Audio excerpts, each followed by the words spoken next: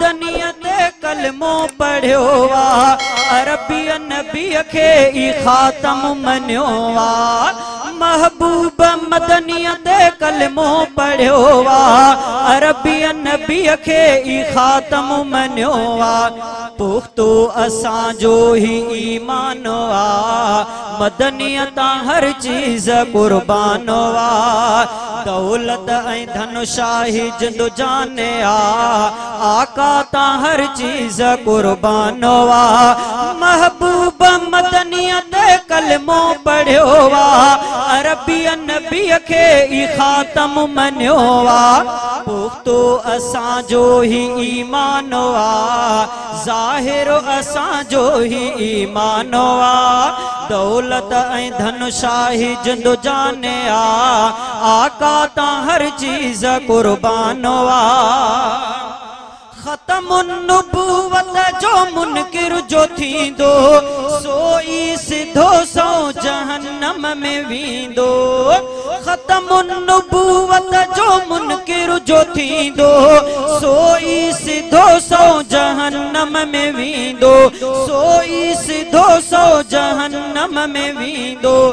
मलऊन मुर्तद सो इंसान वा मदनियत हर चीज़ कुर्बान वा दौलत ऐं धन शाही जिंदु जाने आका ता हर चीज़ कुर्बान वा महबूब मदनियत कलमो पढ़ियो वा अरबी नबी खे ई ख़ातम मनियो वा पुख्तो असांजो ही मदनियत हर चीज़ कुर्बान वा दौलत ऐं धन शाही जिंदु जाने आका ता हर चीज़ कुर्बान वा महबूब मदनियत कलमो पढ़ियो वा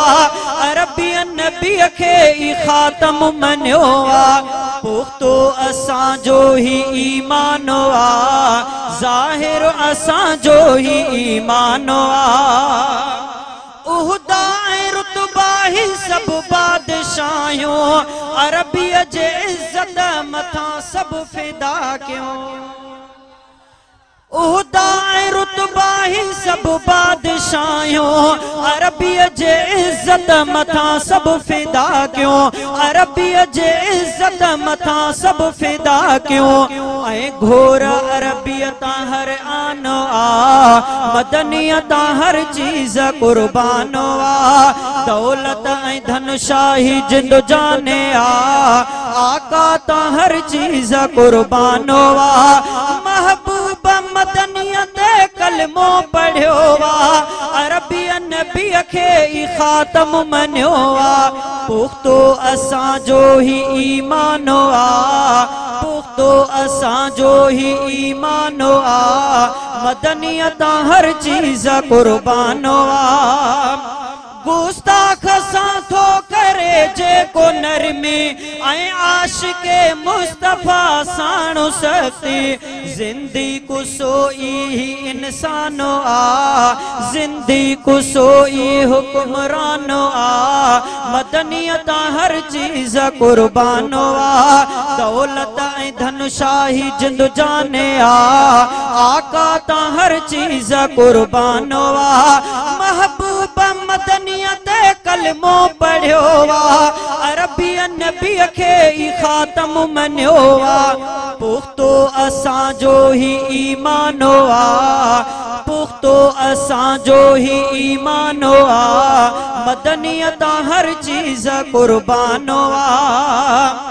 पियो माओ औलाद खां साह खां वधे अब्दुल अहद असांखे मोहम्मद पियो माओ औलाद ऐं साह खां वधे अब्दुल अहद असांखे मोहम्मद अब्दुल अहद